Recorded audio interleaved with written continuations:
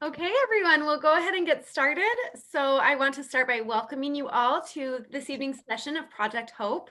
Tonight's session is Leadership is a Choice, Not a Position. And we're so excited to have Gary McGuey, correct? Perfect. Perfect, Anna. We're so happy to have you with us, joining us from New York. And so, Gary, I'll go ahead and introduce you if that's okay, and then I'll turn the time over to you. Please. All right. Let's see. Gary McGuey of Franklin Covey is a former educator and athletic director who has spent the past 15 years traveling to all 50 states as well as internationally.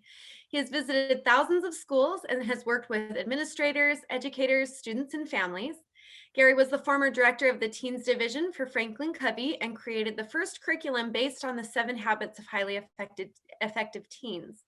Gary is the co-author of The Inspirational Teacher, focusing on how to develop relationships with students, and the mentor Leadership Trumps Bullying, which provides a proactive approach on how to reduce bullying issues in schools. Gary has been an executive coach at the White House, which is very cool. We'd love to hear more about that. And Gary is a highly respected teacher who brings the rare mix of knowledge, humor, and leadership experience to every engagement. Learn it, live it, and give it is the message that Gary conveys to his audiences through a variety of hands-on interactive sessions. And participants are usually challenged and encouraged to continue to reflect moving forward. So Gary, we're so happy to have you, and I'll turn the time over to you. Well, thank you very much, Hannah, and good evening, everybody. Thanks for being here. And I do understand there's some people here, and there's some people it's going to be recorded. They're going to watch this at a different time. Group, I'd like to make this as interactive and as engaging as possible in the next couple of hours. As I'd like to refer to these as learn shops, and the workshop's going to begin once we leave here today. And leadership is a choice, not a position. We're really going to base our leadership discussion this evening based on the principles embodied in the 7 Habits. 7 Habits is, well, let me share my screen here, and let's just kind of get after this is okay, because our time is valued here. So let's get after this. So as you can see, here's 7 Habits of Highly Effective People book.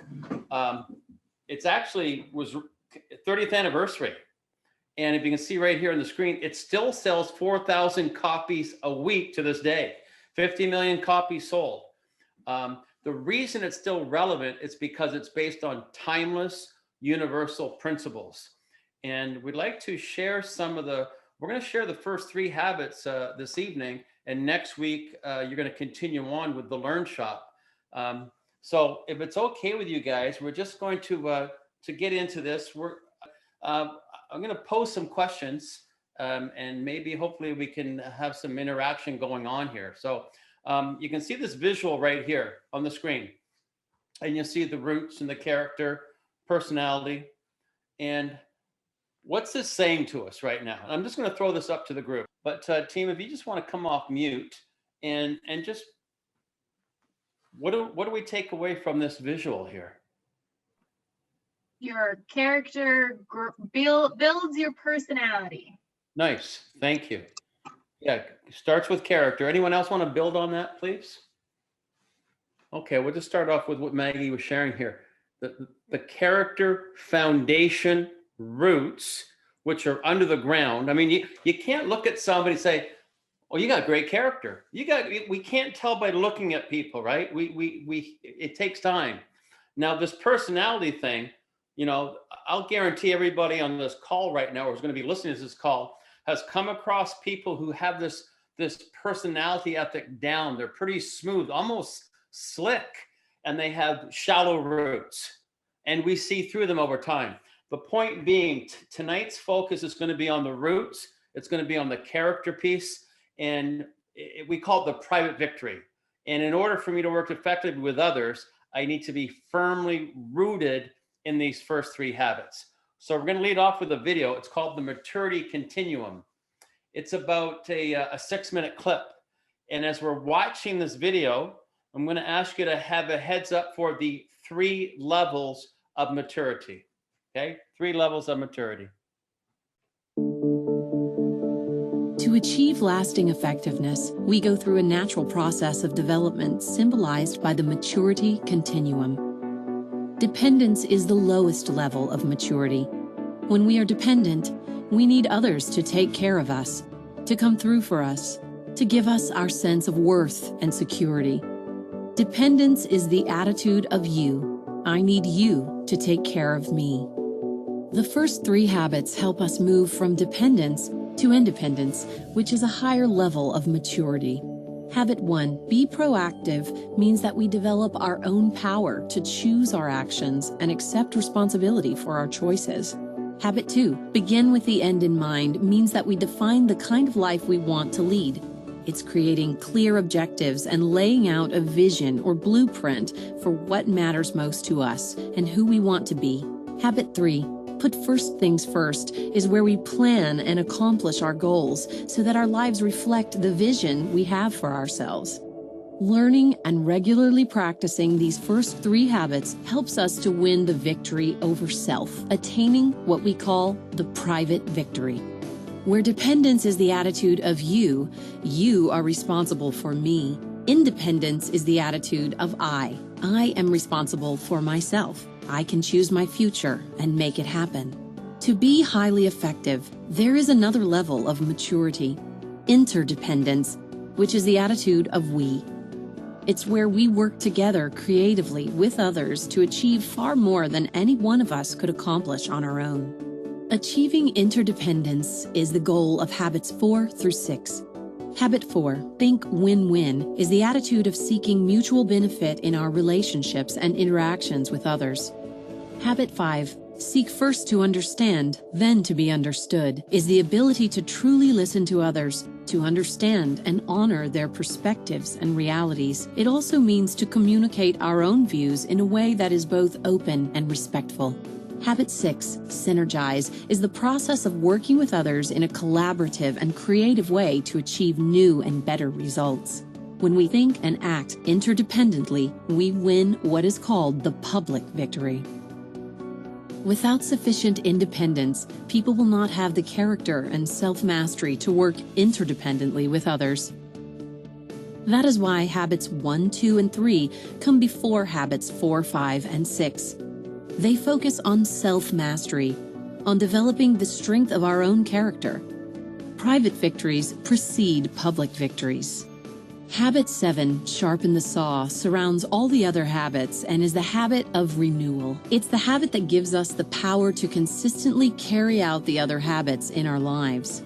It's a pattern of daily private victories that creates an upward spiral of increasing effectiveness that lifts us to new and more rewarding levels of understanding and living.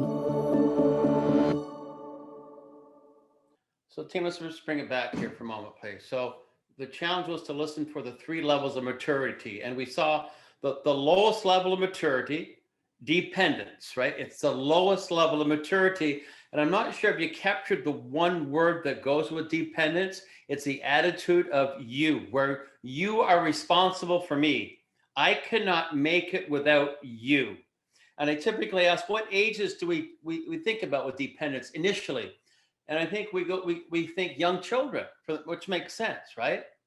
Then I say, well, think about if you just start a new position, a new career, a new club, how do you feel?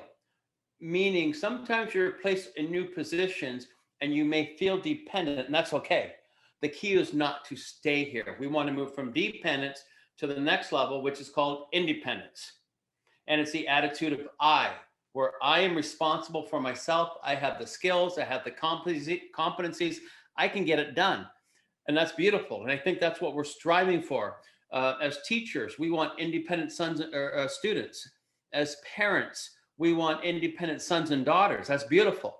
However, there's even a higher level of maturity. And as you can see on the screen, it's called interdependence. And it's the attitude of we, where when we hear the word interdependence, we hear the word trust. And trust is a huge, huge, huge word in leadership. Now, here's the kicker here. In order for me to work effectively with others, which is habits 4, 5, and 6, which we're going to be talking about next week, I need to be firmly rooted in the first 3 habits, private victory, or the roots that we talked about earlier. Does that make sense? So with that being said, let's do a little overview of the habits, if that's okay. Just maybe a 15-minute overview of the habits, just so we have a better feel for this. Okay, so if you can see on the screen here, habit one, being proactive, is the habit of personal responsibility, foundational habit. If I'm not modeling the principles of habit one, forget about the other 6 habits.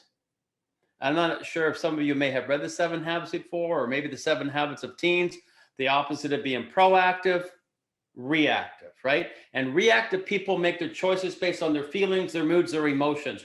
Reactive people act before they think. Proactive people think before they act. We'll come back to this habit one after this overview, but this is the key to the 7 habits, is me modeling the principles of habit one. Sliding over to habit 2, beginning with the end in mind, the habit of personal vision. The habit of personal vision. I use a quote from Helen Keller. She said, the most pathetic person in the world is someone with sight, but no vision. Do we live by design, or do we live by default? Isn't that a great question? Do we live by design, or do we live by default? If I wake up each morning, I have no plan for myself for the day. I really have no goals going on for myself for the day. I'm just kind of surviving the day. I'm kind of living by default. And we'll talk more about this one later on as well, as it's part of the private victory. In this piece around habit 2 is where we get into discussion around personal mission statement. So I'm going to share an app with you, a free app that's going to give you some tools for you to work on working on your own personal mission statement. We won't be doing it in this session today, but you'll have some opportunities to do that. So habit 1, being proactive, habit of personal responsibility. Habit 2, habit of personal vision, builds on the habit 3, putting first things first. And I said, what do you think that means? And people say prioritizing, right? They understand it. It's the habit of personal management. It's the time management piece of the 7 habits, which in reality, when you think about it, it's somewhat of a misnomer. There's no such thing as time management. I can't manage the clock.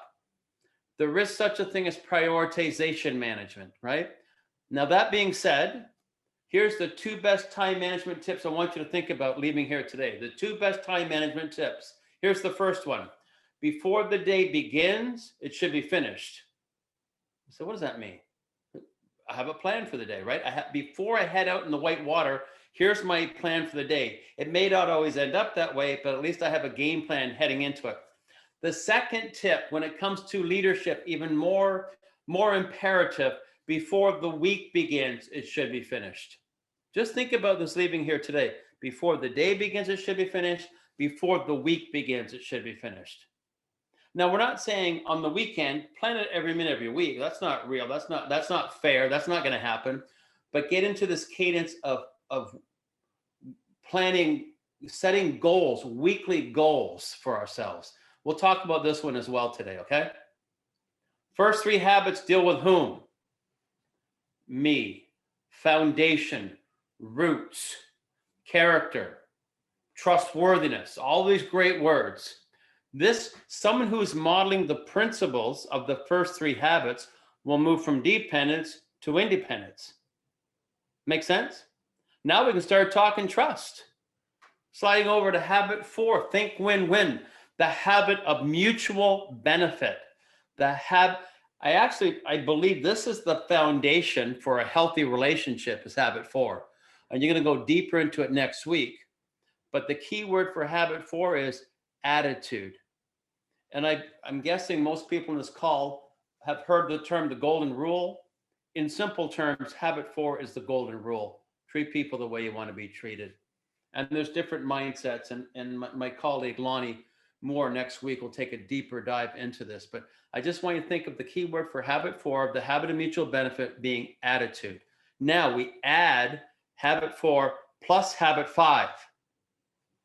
Seek first to understand, then to be understood. Seek first to understand, not seek first to agree or disagree. Seek first to understand, then to be understood. Listening. Listening is a skill. Playing the piano is a skill. Hitting a baseball is a skill.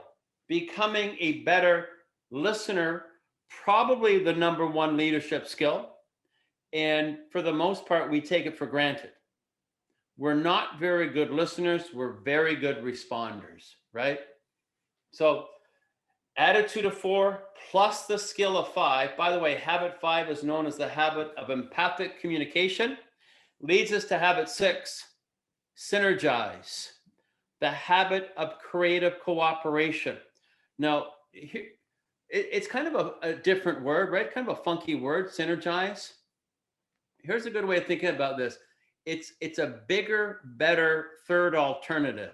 It's not my idea. It's not Justice's idea. It's not Maggie's idea. It's not Hannah's idea. It's these 4 ideas coming together and possibly exploding into a bigger, better third choice. That's what synergy is. It's not compromise. Compromise is a transaction, and compromise, we both give up some things to come to a solution. Yeah. So habits 4, 5, and 6 deal with this word trust, interdependence. Now you notice this habit 7 that's circling all the habits, sharpen the saw. The habit of daily self-renewal, not hit or miss, not once in a while, but daily self-renewal. And we need to take care of ourselves in 4 areas: the body, the brain, the heart, and the soul. We need to take care of ourselves in these 4 dimensions. And the visual that I use sometimes is, if you go on an airplane, I haven't been on an airplane in a while, but I used to fly all the time. The flight attendant does the thing with the oxygen mask, right? And if you're traveling with a young child or an infant, whose mask do we put on first? Ours or the child's? Ours first, right? Why? So then I can take care of myself, so then I can take care of the child. Habit 7 is the same philosophy. We need to take care of ourselves. We need to make time for ourselves. In fact, I'll throw this up to think about. The 1 hour we invest in ourselves each day will positively impact the other 23 hours. Yeah? So that's the 7 habits overview here. Take this one step further. I'll come back to this. Team, I'm just going to ask either in the chat box or if you want to share out, what was one key takeaway from that little overview? What got us thinking there? Yeah, make sure we take care of ourselves, right? It sounds so common sense, doesn't it? There's nothing new here. During this pandemic, I've been working with a lot of organizations around this piece, around habit 7, this piece around wellness, around taking care of ourselves. Yeah. Thank you, Sydney, right? Another take care of self.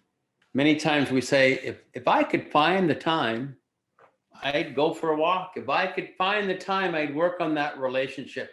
If I could find the time, I'd read that book. Well, guess what? We'll never find the time. We need to make the time. And here's the bottom line with this.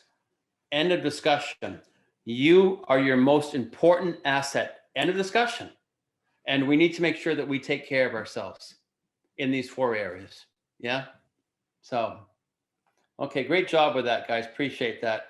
We're going to slide over to this piece. It's a very simple model here. It's called the see, do, get model. See, do, get.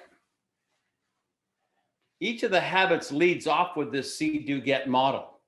And above the word see, right? See, I have this funky word called paradigms. Paradigms. Our mental map, our lens, the way we see the world. That makes sense? It's important for us to recognize in leadership and in life, sometimes our paradigm of a certain person or a certain situation could be an inaccurate lens. In fact, it could be maybe a little cloudy, and it could really hamper the way we see things, what we do, our behaviors or practices, which in turn affects the results we get. Does that make sense, guys? And in between of all this, we talk about these principles, and I'm going to share these principles later on here, but it's really about the principles that are aligned with the habits here. But it seems somewhat simplistic, but it is powerful. And, you know, Dr. Covey said, if you want to make minor changes in your life, work on your behaviors, work on your attitude. But if we want to make major quantum changes, we need to go back up here and we need to re-examine our paradigms, step back and examine our paradigms. Once again, it sounds easy, but you think about our paradigms, where they established, where do they come from, our experiences, our life history. So we've had some paradigms on things for a very long time. And we do have the potential to step back and re-examine our paradigms. So once again, as we go through the habits, it'll start off talking about paradigms as well. Yeah. I brought a video. It's called The Hidden Story. And it's about a 4-minute clip. And sometimes we walk by people and we have no idea what's going on in their world. And we say, how's it going? And they'll say, pretty good. How you doing? And they'll say, pretty good. And we just pass. And sometimes if we could just stop and just, I think this word empathy comes into play a lot.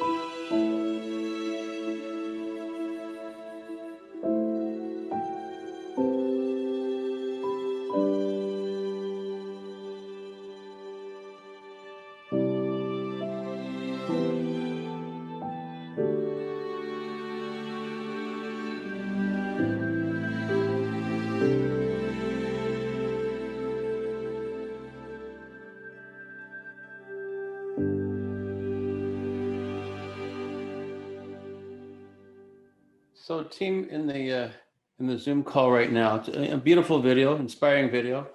Just curious if you want to share out or in the chat box, what was one takeaway for us in that video? What got us thinking? Yeah, thank you. You never know what someone else is going through, right? Everyone puts on a brave face even though they're going through something. Yeah. just kind of centers us, doesn't it? Gets us just to stop. We get so busy with life, and sometimes we just need to stop and just center ourselves and really remind ourselves what truly is important when it comes right down to it. Yeah. So thanks for doing that, guys. This piece here around principles. So we talked initially about leadership being a choice, not a position. And I'll just share something with the team right here. There's really only 3 types of power in the world. 3 types. Okay. The first one's called positional power, where basically I'm your boss and you do as I ask or do as I say because I have positional power over you. Does that make sense? When I'm no longer your boss, how much power do I have over you? 0. So here's a great leadership question to ponder. Would people follow us if we didn't have our title? It's a great question, isn't it? Would people follow us if we didn't have our title? The next type of power, it's called utility power, and that's based on fairness. You do this for me, and I'll do this for you, and we'll get along. And many of us operate this way, and I'm not saying there's anything wrong with it. However, when I can't give you what you need, you're going to look somewhere else. The last type of power is called principle-centered power. And I could ask everybody on this call to think of an influential role model, someone in our lives we'll never forget as long as we live. Why do they have such an impact on us? Because of the way they led their lives based on words like respect and integrity and hard work and love, principles, timeless, universal, self-evident. So the 7 habits is really about principle-centered leadership. And this right here, this is an important slide for us, okay? And I don't know if you want to take a picture of this, or we can, if you want to, we can get you copies of this. But these are the principles that are aligned with the habits. So for example, what we're going to be talking about tonight, habit 1, the principles is responsibility, choice, and accountability. And then on the other side, it has the opposites, right? Habit 2, vision, commitment, purpose. These are good words. How do I know I'm modeling, living these principles of vision, commitment, purpose? It's an interesting question, isn't it? Some of them are very concrete. Others are a little more somewhat abstract, but I really need to think about them. Habit 3, focus, integrity, discipline. All great words, leadership words. And then you look at the opposites too. And, if we were in a more of a workshop setting, I'd ask you to get with a partner and take a couple of minutes and just do some self-assessment. How are you doing on the left versus the right? And to be real, we're on both sides. No one here is perfect. We all have some areas we want to get better at. I love the habit 5 principles, guys. Empathy, respect, versus judgment and disrespect and insensitivity. This is key, what we're talking about here. It's not enough just to be able to recite the habits, but to make connections to the principles. So let's get into habit 1. And I hope when you come back to this and look at this, maybe take some time, if you've recorded this, maybe take some breaks and just do some reflection. Maybe after every, like right now would be a good reflective opportunity just to stop. And what were some key takeaways thus far in this first 35 minutes? What got us thinking here?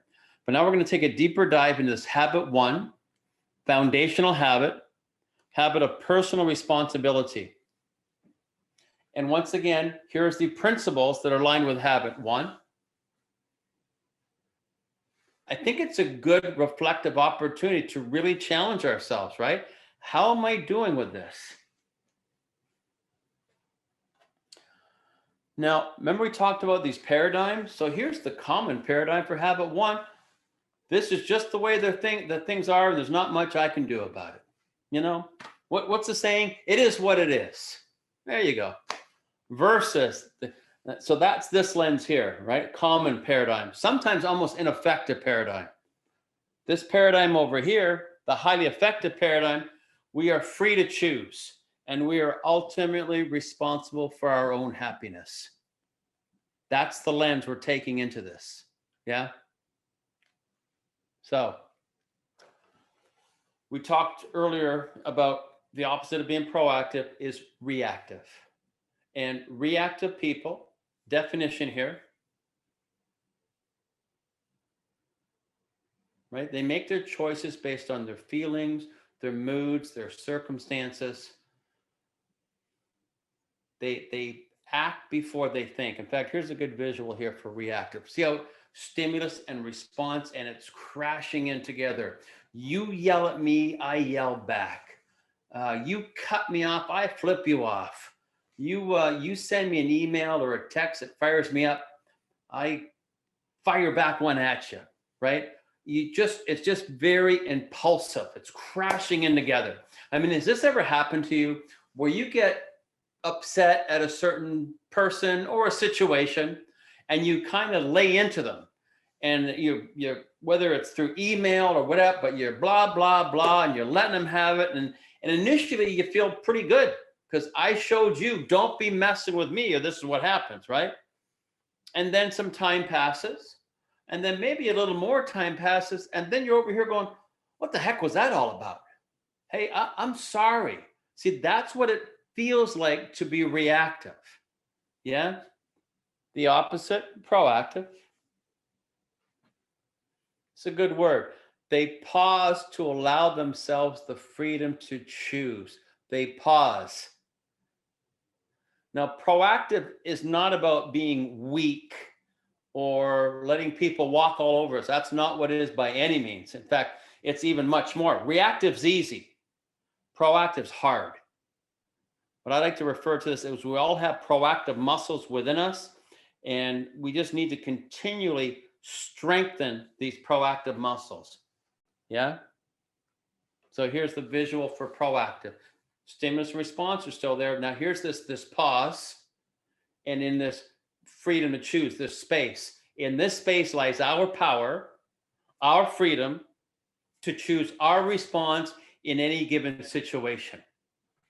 Now, once again, it sounds easy. It sounds, oh, okay, good. I mean, we're talking here, and it's real easy here. There's no stimulus coming at us right now, right? But just think about this.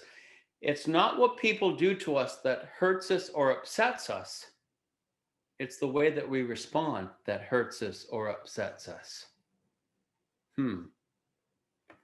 So here's a little visual here, guys. And I think I brought my own bottle of soda or pop and my own bottle of water, okay? So the big Coke here represents a reactive person, and the water represents a proactive person.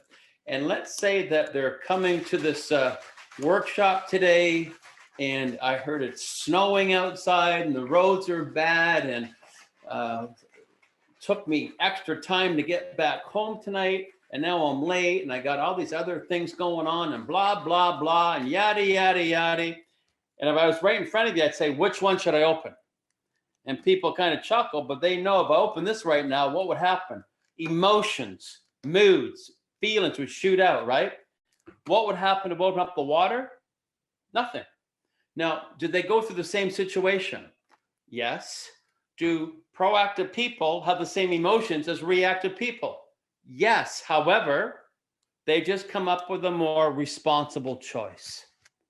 Now, once again, it sounds easy here. It's not. It's challenging.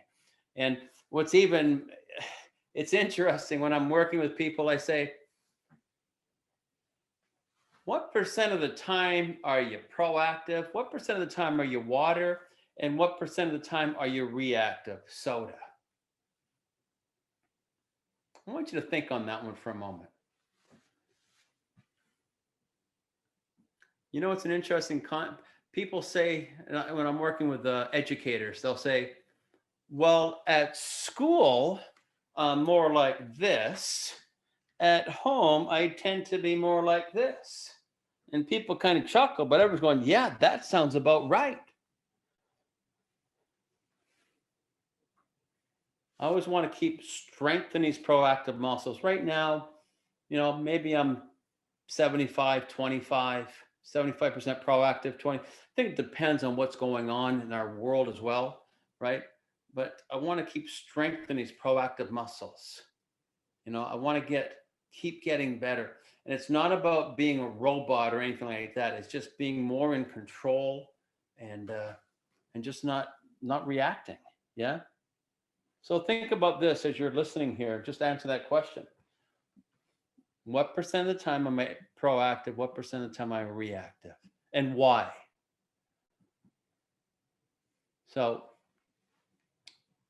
a good indicator if we're being reactive is our language, right? And here's some examples here on the screen of reactive language. I can't do this. It's not my fault. You know, we have no other choices. There's nothing we can do. You ruined my day. You know, reactive people get angry, say things they regret. They whine and complain. They act like victims. That's really the definition of reactivity. So we're going to play a game here. People on the Zoom call here right now, okay? It's going to be a little self-talk game.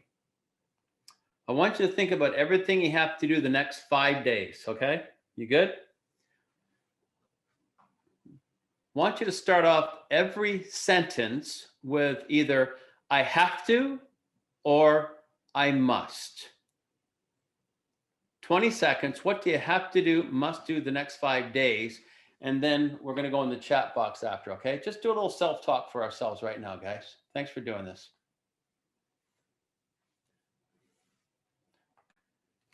Team on the call here right now, in the chat box, how does it feel when we use this language? Burdensome, stressed out, overwhelmed, no choice, coming at me. Now, this isn't just a cute game, okay? There's research that the more negative, reactive our language, we release the stress hormone cortisol, and it starts to hardwire the brain. That's a fact. Now, there's a research out there that suggests that we speak 16,000 words a day on average, 16,000 words a day, which sounds like a lot.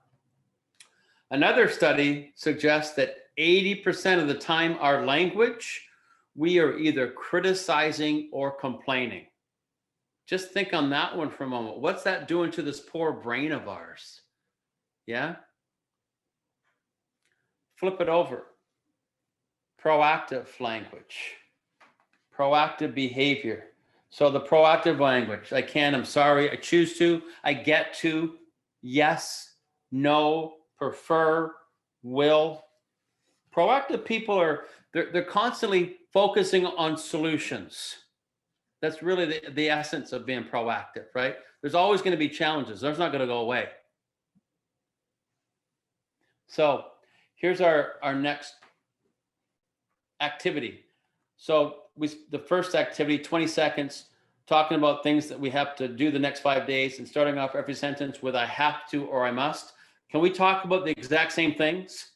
Instead of starting off with I have to or I must, let's replace it with going to or choose to. Have fun. 20 seconds on your own. Going to, choose to.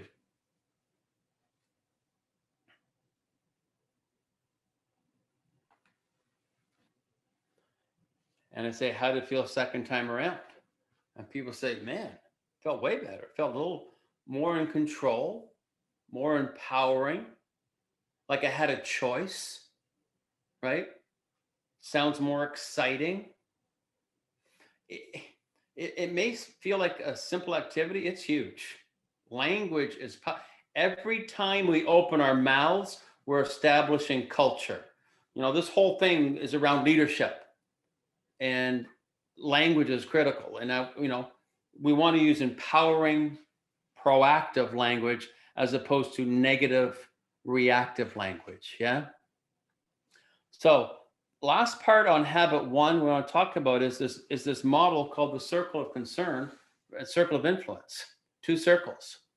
So the circle of, let me see if I can just bring the circle of influence is where proactive people spend their time and energy. Remember, we only have so much time and energy in a day. It's not infinite. And we want to make sure that we're spending our time and energy where it's positive. With circle of influence represents things that we presently have influence over. Let me say that again. Circle of influence represents things that we presently have influence over. And I always say, what's one thing we always have influence over? Ourselves. My attitude, my choices, my behaviors always falls in my circle of influence. And then depending on the situation, other things can fall within there too. The circle of concern represents things that we may care about deeply. Presently, we have no influence over it. In fact, another word for the circle of concern is things that we worry about. Worrying does not take away tomorrow's troubles, it takes away today's peace. Worrying does not take away tomorrow's troubles, it takes away today's peace. Once again, this may seem like a very simple model, but I challenge people. I say, whenever you have a challenge, just draw these two circles and start working through it. What do you presently have influence over? And just drop that in the center. And then whatever you write in the circle of concern, write it in pencil. Why? Because we're going to erase it. We're not going to spend time and energy because there's nothing I can do about it right now. Now think about it. Over time, my circle of influence, I'm always spending my time and energy here. Over time, my circle of influence can grow. And who knows, something a month ago that was in my circle of concern, because my influence has grown, may be in my circle of influence now. Another piece of the 7 habits is this common language. And now imagine that we all understand this language and we're sitting around at a meeting and talking. And I can say, to Justice, help me out. Don't let me get out here in the circle of concern. Let's make sure we stay within our circle of influence. Yeah. So that was habit 1, my friends. Once again, I think this would be a really good time to pause and reflect, and maybe even get with an accountability partner. And what were some key takeaways for us? Right? The best way to learn something is to teach it back. And maybe we get with one of our partners, accountability partners, and we have some discussions around habit 1. What stood out to us? What got us thinking in habit 1? Yeah. Takes over habit 2, beginning with the end in mind. The habit of personal vision. So I'm going to share something with you in a moment here, a free app that I would like you to, I'll put it in the chat box as well. But the principles, again, that are aligned with habit 2, vision, commitment, purpose. Let's see if I can remember this poem. I read of a man who spoke at the funeral of a friend. He referred her dates on her tombstone from the beginning to the end. He noted that first came her date of birth and spoke the date with tears, but he said what mattered most of all was the dash between those years. For that dash represents all the time she spent alive on earth, and now only those who loved her know what that little line is worth. For it matters not how much we own, the cars, the house, the cash. What matters is how we live and love and how we spend our dash. So think about this long and hard. Are there things you like to change? For you never know how much time is left that can still be rearranged. If we could just slow down enough to consider what's true and real, and always try to understand the way other people feel. Be less quick to anger. Show appreciation more. Love the people in our lives like we've never loved before. So when your eulogy is being read with your life's actions to rehash, will you be proud of the things they say about how you spent your dash? I mean, really, that's what we're talking about here.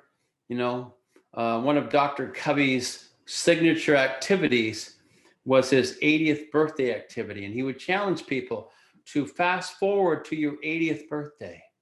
And who would you like there? And what would you like them to say about you at your 80th birthday? Now live your life according to that visual. It's a powerful visual, isn't it? Common paradigm for habit 2. I can't predict how my life will turn out, so I'm just going to go with the flow. Versus clearly defining my vision and purpose in life will make all the difference. So in a workshop setting here, in Habit 2, we would get into a mission statement process. I brought this video of this. As you're watching this, think about what is the mission of this group. It's a group in Thailand, and they were faced with a pretty insurmountable obstacle, and staying true to their mission. Let's see how they did.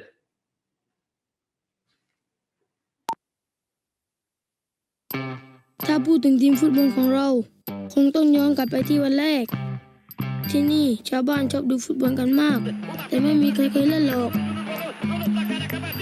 ก็อย่างที่เห็นเรากินนอนอยู่บนน้ำมาแต่ไหนแต่ไรแล้วเพราะที่นี่ไม่มีพื้นดินสักนิดกีฬาอย่างเดียวที่เล่นกันได้คือแข่งเรือไม่ก็โม้กันเรื่องปลาที่จับได้วันนั้นแหละความคิดเล็กๆก็เกิดขึ้นพวกเราคิดตั้งทีมฟุตบอลขึ้นมา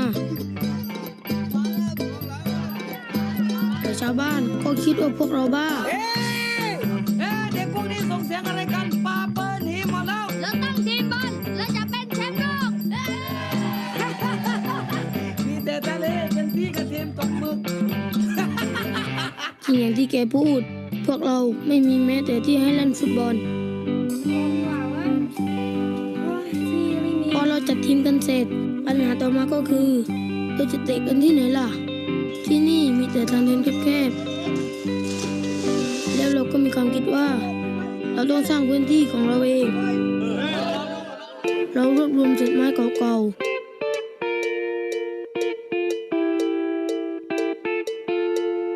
ๆถูกเข้ากับแพปลาทำอย่างนี้ทุกวันหลังเลิกเรียน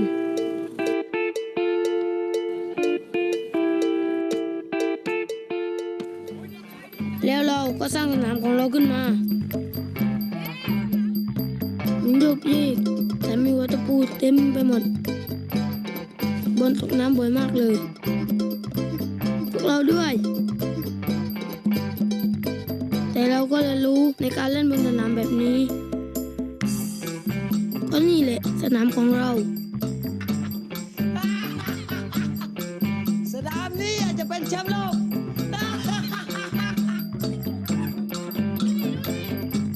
แล้ววันหนึ่งเราก็ได้ไปสมัครการแข่งขันฟุตบอล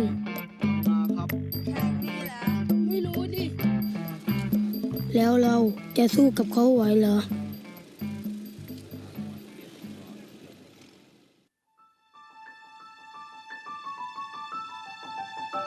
แล้วเราก็ตัดสินใจลงแข่งถึงจะไม่มีชุดก็เหอะนี่เลยแชมป์ชุดนี้รออย่างแรง เราไม่รู้มาก่อนว่าจริงๆแล้วชาวบ้านก็สนใจเราเหมือนกันพวกเขาเอาชุดมาให้แถมตามมาเชียร์ด้วยตอนนั้นเราตื่นเต้นนะ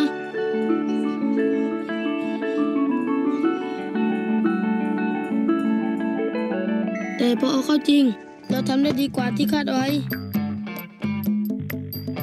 จังหวะเท้าของเราดีกว่าจากการเลี้ยงหลบตะปู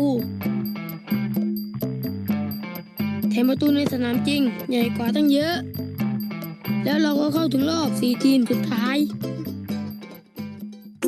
วันนั้นฝนตกหนักมากแถมคู่แข่งก็เป็นแชมป์เก่ารองเท้าของเราเต็มไปด้วยน้ำเราเล่นกันไม่ได้เลยหมดครึ่งแรกเราโดนนำไป2 ลูกเราสู้ไม่ได้จริงๆเราไม่รู้จะทำยังไงหลังจากครึ่งแรกที่เราสู้ไม่ได้เราต้องทำอะไรบางอย่าง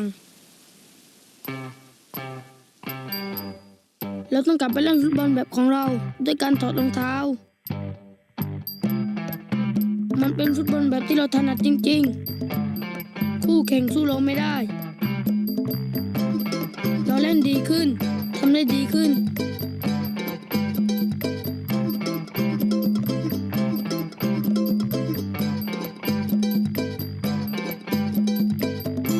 ตีเสมอได้เราคิดว่าเราจะชนะแต่เพราะลูกนั้นในนาทีสุดท้ายนั่นแหละ แล้วไม่เสียใจหรอกดีใจซะอีกที่มาได้ไกลขนาดนี้แถมชาวบ้านทุกคนก็ภูมิใจด้วยหลังจากนั้นความคิดของคนทั้งเกาะก็เปลี่ยนไปวันนี้เรามีสนามใหม่ที่ไม่มีตะปูแล้วแต่เราก็ยังไม่ได้เล่นบนสนามหญ้าอยู่ดี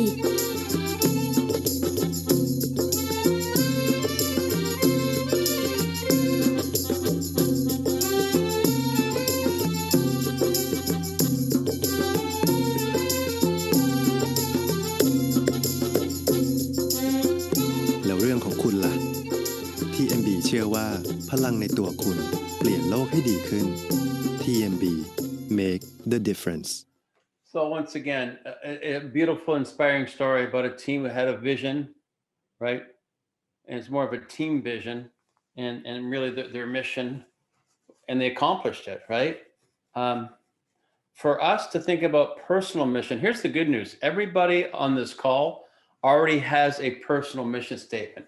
It's right here.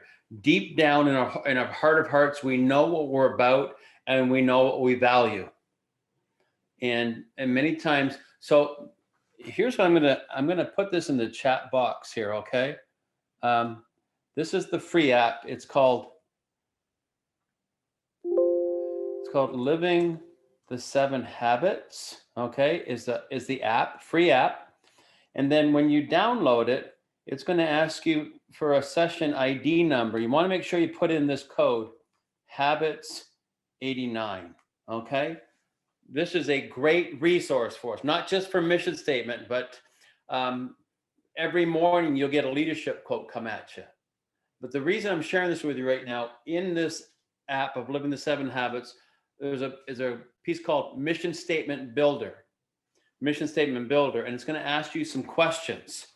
You know, it's going to ask you things like, I'm at my best when, I'm at my worst when, what do I really love to do?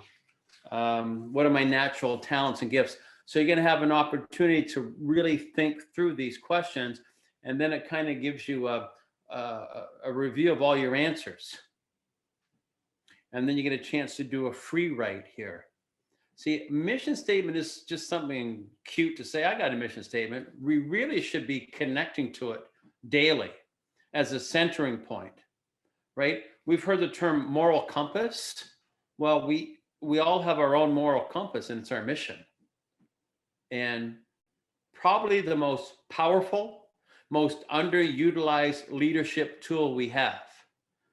We're going to get into habit 3 here momentarily, and we talk about in habit 3, the main thing is keeping the main thing the main thing. Well, how do we know what the main thing is? Our mission. Our mission helps us being the main thing. Does that make sense, guys? So here's a good visual about mental creation precedes physical. Really, when I see this, I see habit 2 ahead of habit 3. You got to see it here first, and then you make it happen. Yeah?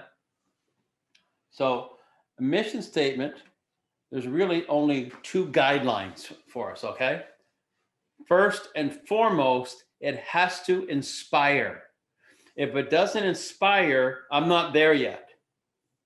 Secondly, when you look at it, it'll tell you what are you about and what do you value. Those are the only 2 guidelines. It can look like whatever you want it to be. It could be, it could be a few words, it could be a picture, it could be a collage. Whatever it is, as long as it inspires you, that's the key to it. Yeah. I'll throw this up too. I don't know around team mission statements too. I don't know. I'll just throw this out here so some of you may work with other teams and or other organizations, and I'll just throw this in as a little bonus. Okay. If you want to create a team mission statement, there's 3 questions that we ask. Just 3 questions. What do we do? Who do we do it for? And why do we do it?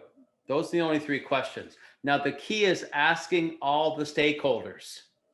It can't just be a couple of people doing this. So I just thought that might be something to think about here. And if you want to talk more about this, Maggie, Hannah, Justice have my email. I could reach out. We could talk more about this. Okay. So now we've talked about personal responsibility. We've talked about personal vision. Now we're going to talk a little time management. Yeah. So the main thing is to keep the main thing the main thing.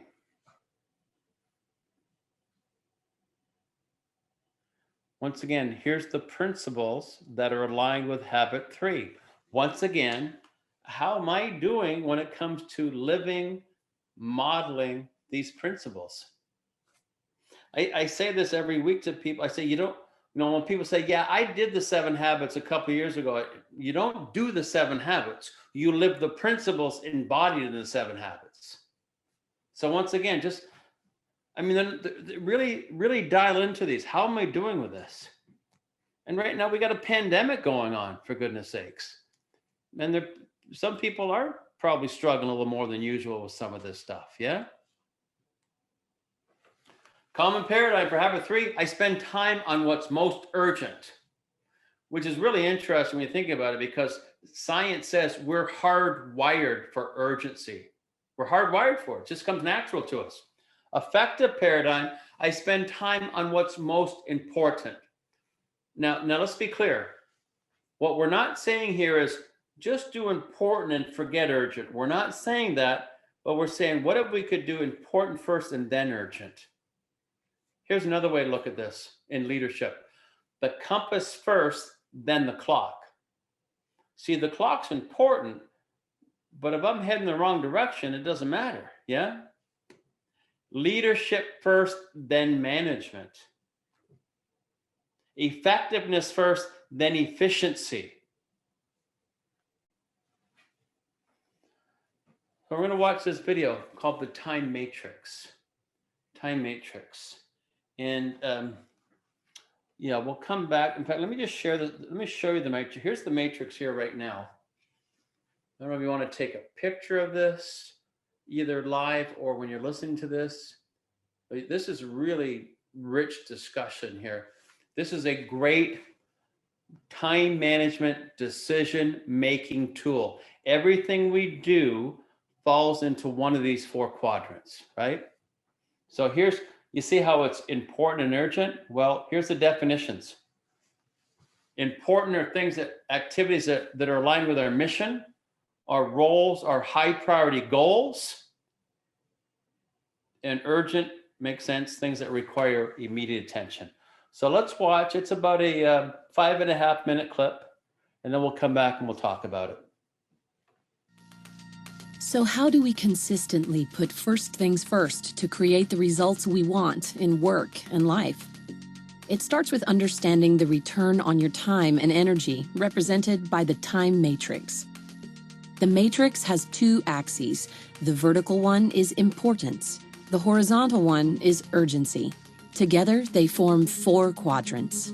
Quadrant 1 is for things that are both important and urgent. They are things we care about and that must be done now. This is where we find crises, emergency meetings, last-minute deadlines, pressing problems, and unforeseen events. We call this the quadrant of necessity. Time spent here is necessary, but you usually get a return that's equal to or less than the time and energy you spend. If you live here for long, you will burn out. Quadrant 3 is for things that are urgent, but that are not important. These are things that come at us. They're things that we feel like we need to act on because they clamor for our attention. But when we take a closer look, they turn out to be unimportant, low-value activities. This is where we find a lot of needless interruptions, unnecessary reports, and irrelevant meetings. It contains other people's minor issues and is often filled with unimportant email, tasks, phone calls, and so forth. We call this the quadrant of distraction, and it always generates a return that is less than the time and energy you spend. If you spend a lot of time here, you're likely to feel very busy, but ultimately ineffective and unfulfilled. Quadrant 4 is for things that are neither important nor urgent. We really shouldn't be here at all, but we often get so worn out spending time in quadrants 1 and 3 that we go here as a way to escape. This is a place where we shut off our brains and don't do anything of value. Here we find trivial work along with excessive television, gaming, internet surfing, gossip, and other time wasters. We call this the quadrant of waste. Time spent here is unnecessary and generates zero return. If you spend a lot of time here, you're likely to feel lethargic, ineffective, and unfulfilled.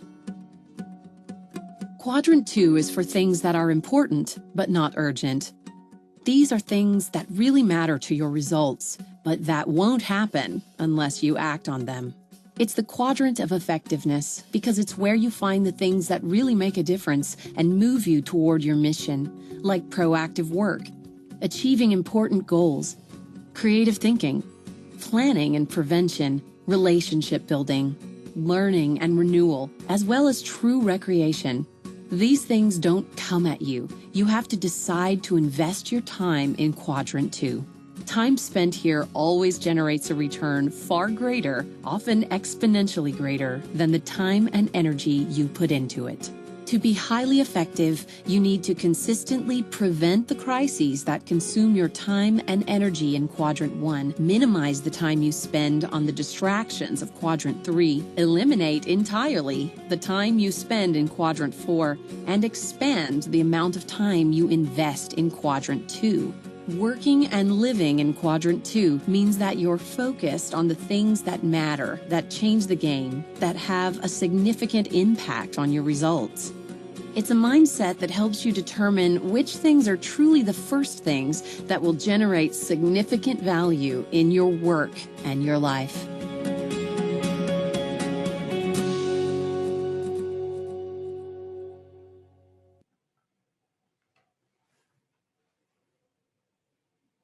Did they just say eliminate quadrant 4? And people say, wait a minute, what? I need my escape activities. Don't be messing with that, right? We absolutely need escape activities, right? So let's just talk about this, because really an escape activity, it's somewhat semantical. It's a renewal activity or a recreation activity, which falls in quadrant 2. When it becomes excessive, it becomes a quadrant 4. Does that make sense? So let's go through this, right? Once again, if we were in a workshop setting, we'd be breaking up into 4 groups and taking a deeper dive into this and talking about feelings of impacts of each of these quadrants. Quadrant 1, this quadrant of necessity. And I say, how would you feel if you're always living in this quadrant? And people say burnt out, stressed out, worn out. Long-term impact, health issues, relationships issues. But some people say, yeah, but you know what? When I'm under the gun, I'm better. When I got to get things done, I perform better with that urgency addiction, right? And okay, maybe short term, but it's not healthy long term. Does that make sense, guys? But be aware there's grave consequences if we ignore quadrant 1. We have to deal with quadrant 1s. Sliding down to quadrant 3, this quadrant of distraction. Oh, by the way, quadrant 1 is also known as stress time. Stress time. Quadrant 3, this quadrant of distraction, things that are urgent but not important. Look at the activities here. Needless interruptions, unnecessary reports, irrelevant meetings, other people's minor issues. Always saying yes to people. Hey, can you do this? Yes, sure. Can you help me with this? Yes, yes, yes. And here's the tricky part here. Because let's say that Hannah says, Gary, can you help me do this? And I say, sure, I'm a team player. I see that as a quadrant 2 relationship building activity. I say, absolutely. The next day, Hannah says, Gary, can you help me do this? And I say, sure. Once again, it's a relationship building activity. And it keeps going on each day, to the point where now I'm starting to feel it's turning into a quadrant 3 for me. And really, quadrant 3, I call it the quadrant of stolen time. And ask why we call it stolen time. And people initially say, well, people are stealing our time. I say, no, we're allowing people to steal our time. This is a tricky one, quadrant 3. We're in this more than we even realize. So we have stress time, we have stolen time. Quadrant 4, this quadrant of waste, feelings,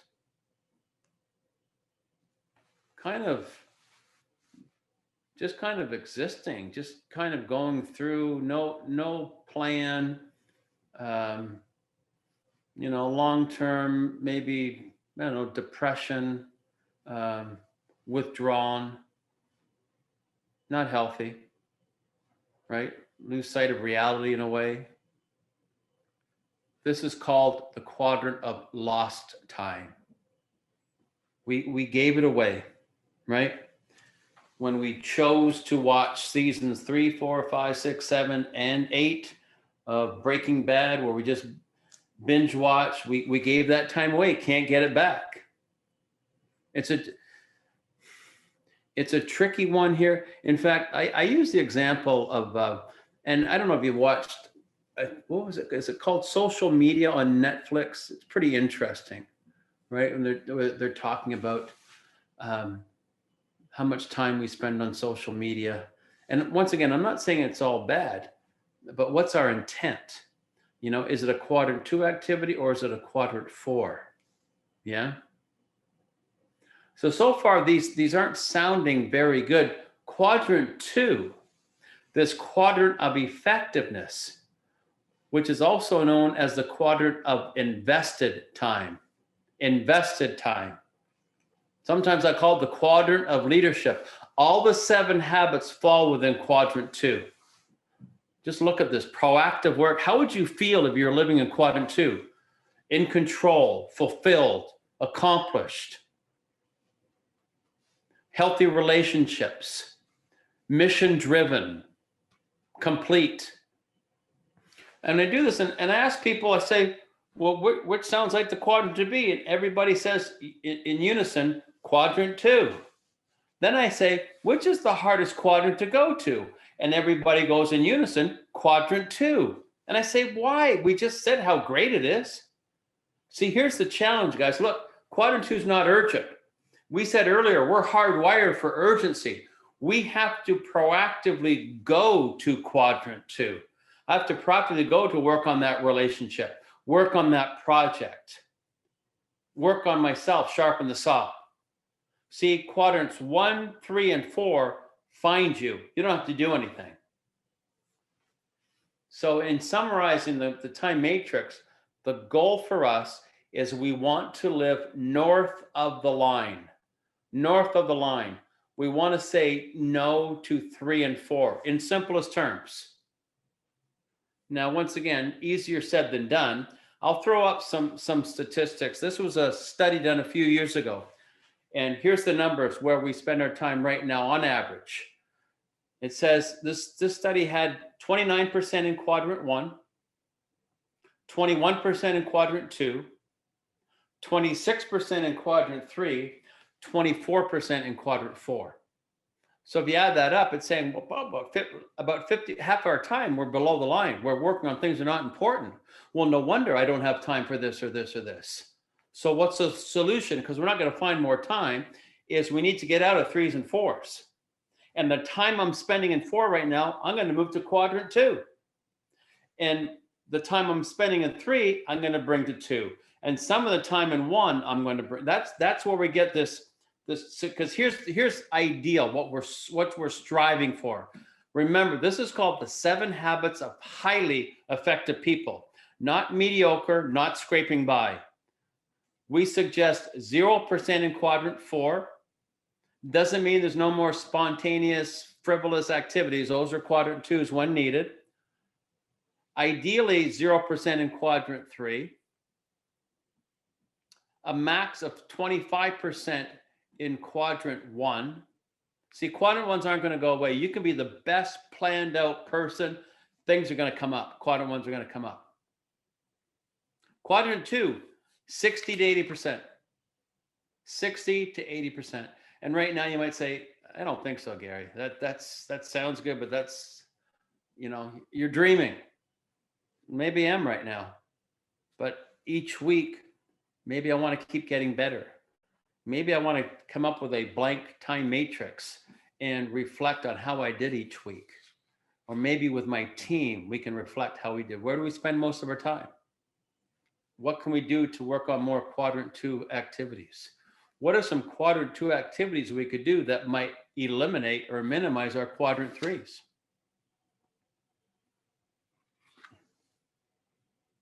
Good stuff, isn't it? So here's some reflective questions here to think about here up on the screen. You know, that piece around self-reflection. Which quadrant am I in right now? Why am I here? We kind of get into a habit, don't we, sometimes, where we'll come home, we'll have dinner, we'll just flop on the couch maybe and just channel surf just because it's what we do. And once again, I'm not saying there's anything wrong with it. They say the average American watches, is it 20 hours of TV a week on average? Times that by 50 weeks, that's 1,000 hours. That's a school year. And I challenge people to think about this. There's this gentleman named Dennis Waitley he's written 37 leadership books. And he said, every book I wrote it between 7 p.m. at night and 11 p.m. at night. What's that called in TV land? Prime time. He said, you know what? I'd rather be living in prime time than watching prime time. Once again, I'm not saying don't watch TV, but what's our intent? Why am I here? You know, how long have I been here? What are the consequences of staying here? Some good questions. Takes us to our last piece today on habit 3 around weekly planning. Weekly planning. And here's this quote from Dr. Covey. I'm not sure, I'm just going to read this. Typically, I would have somebody read it. I'm just going to read this just so you hear this, right? If you're to ask me what single practice would do more to balance your life and increase your productivity than any other, it would be this. Plan your week each week before the week begins. Just think about this, guys. Sometime between Friday after school or Friday after work and Sunday evening, just sit down for 20 minutes and plan your upcoming week, okay? Here's the 3 steps to weekly planning. That's it. So step 1, it's asking us to connect with mission, roles, and long-term goals. So once again, this importance of having that mission statement. And what's the importance of connecting with it? Because it inspires me. It centers me. And now the roles piece. In a moment here, we're going to take a deeper dive into these roles. Now, when I work with high school students, I say, here's 4 roles to think about as a high school student. You have a role as a student. You have a role to yourself, which is sharpen the saw. You have a role as a family member. You have a role as a friend. Now, you also may have a role as an athlete, or maybe you're a musician, or maybe you have some other project or object or team you're working with. If I'm out of school right now, I'd say, do me a favor, write down the 5 or 6 most important things to you. You know, for those of us who have children, you have a role as a parent, or you have a role as a family member, or you may have a role as a spouse or significant other.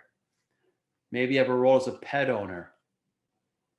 For those working here with this group here, you have a foundation within this organization. You write the roles as if they don't change, guys. Write the roles as if they don't change.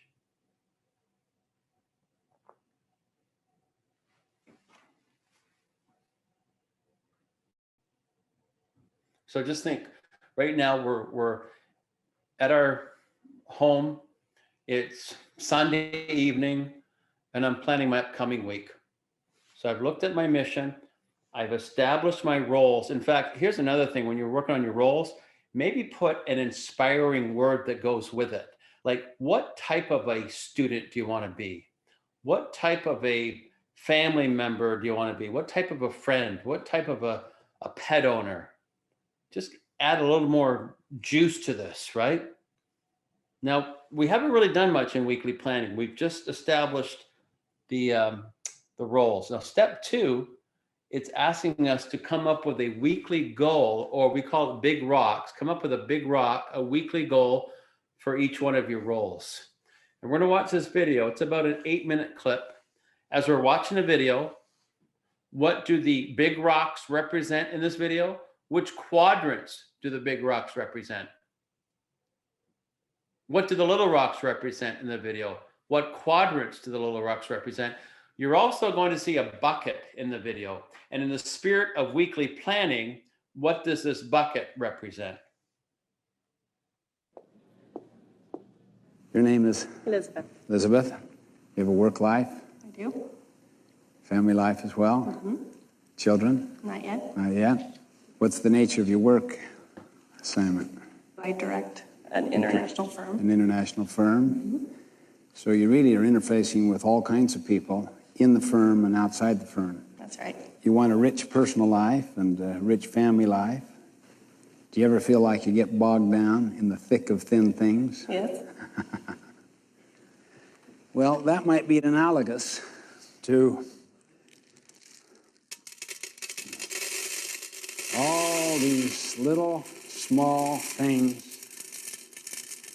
that tend to fill our life. And that just little by little, they just accumulate. Now, your job, you can't go above this, is to get all those large rocks in the jar. Good luck.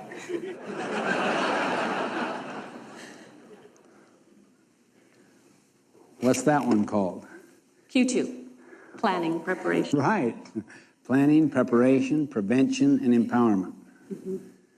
Okay, the next rock she's putting in there is called relationships and family.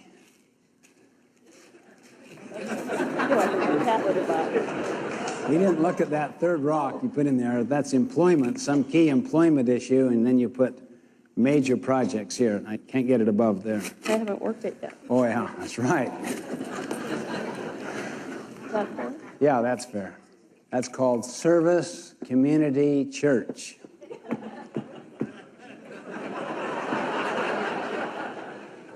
Do you ever feel like this? Yes. How many feel like this? By moving the little things around, you might squeeze in one more of those big major things. It's almost. Wow, that is good.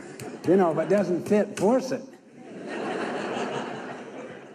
Here's something that's called urgent and important. It's a quadrant 1 thing that is blindsiding you, that it's your biggest client, that if you don't get back to that client now,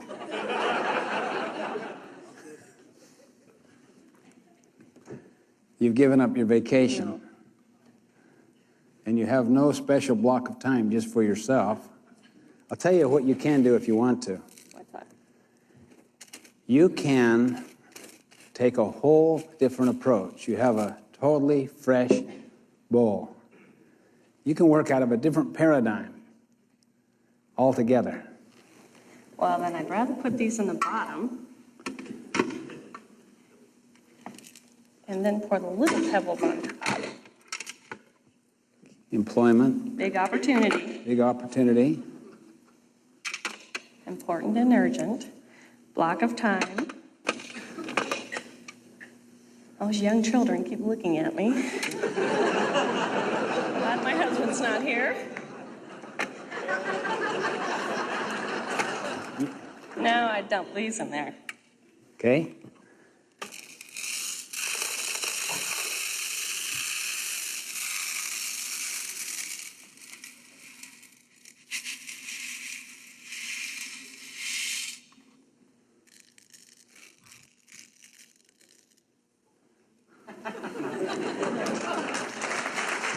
That's great.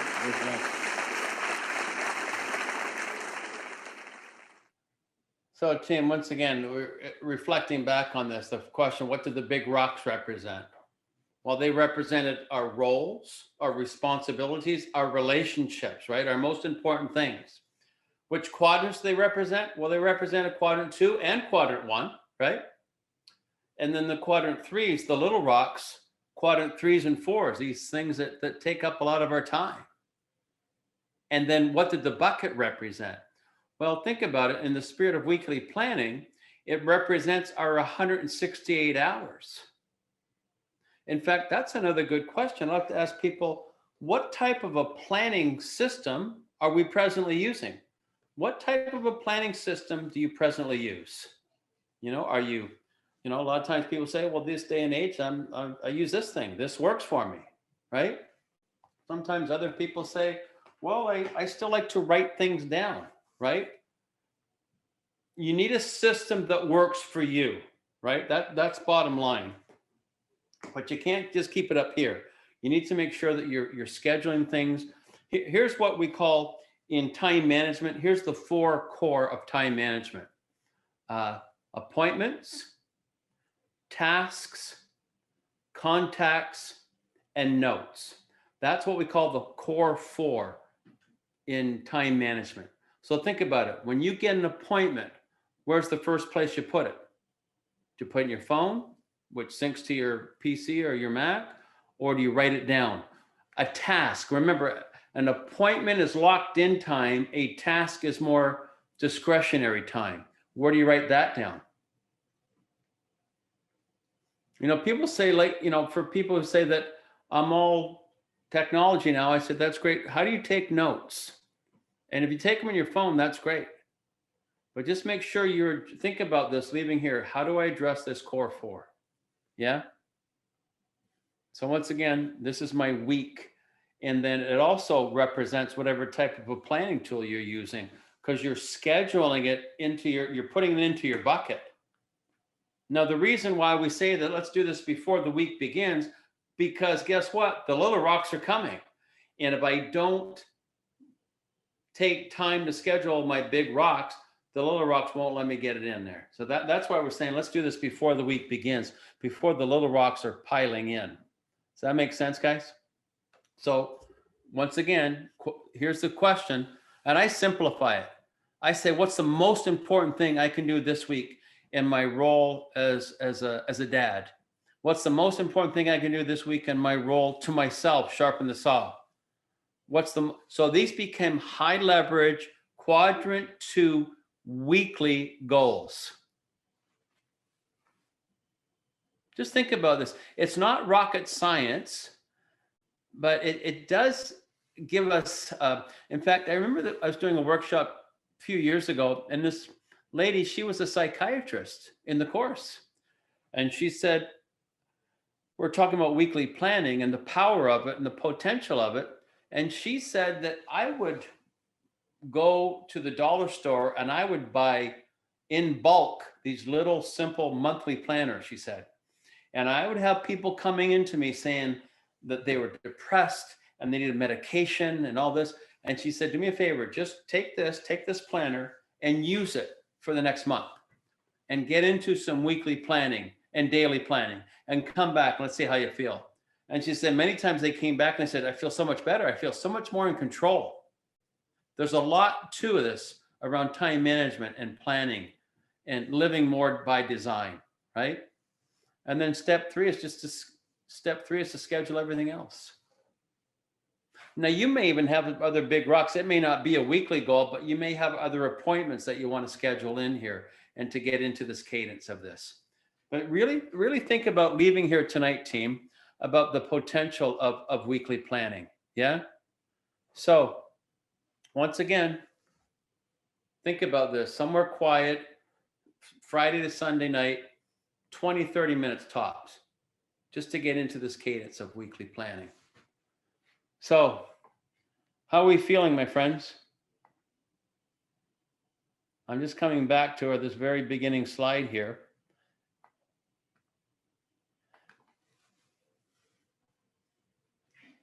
And I know there's many reflective opportunities. Hopefully there's many takeaways for us. Once again, it's not about tonight. It's about what we choose to do leaving here tonight.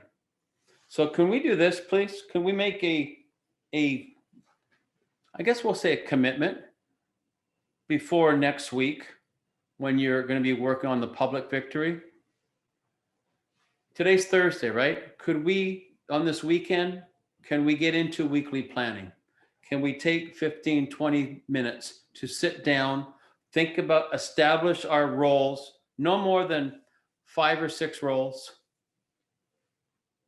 and think what's the most important thing I can do in each of these roles, schedule it into whatever planning system you're using, and to get into this cadence of weekly planning. Nothing else. I think it'll be really, really empowered if you get into this, right?